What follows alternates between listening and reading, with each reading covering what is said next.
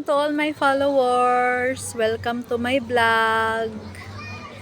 Itutour ko kayo dito sa Naga. Tapos ito yung view pag gabi. Maganda dito pag namasyal kayo kasama nyo yung pamilya nyo at napakalawak dito. So first time kong pumunta dito ng gabi kasi yung pumunta kami dito dati umaga siya.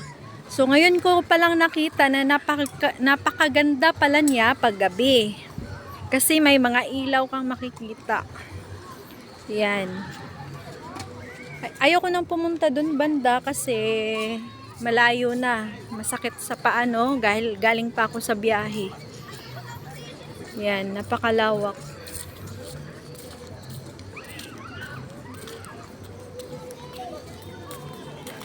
Dati, yung pumunta ako dito, umaga yun, dito kami nag-coffee. Yan, dyan kami nag-coffee, pero ngayon, close. Siguro umaga lang sila pwede.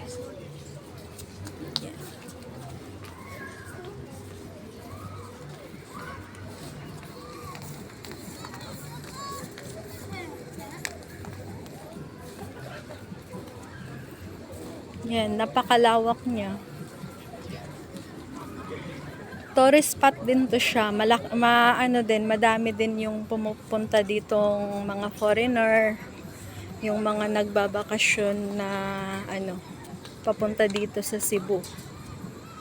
Na galing pa sa ibang bansa, yung iba taga Manila. Tapos doon banda CR ata yun din doon, CR. Tapos safety din dito pag gabi kasi may guard. Yan yung guard, oh, yan.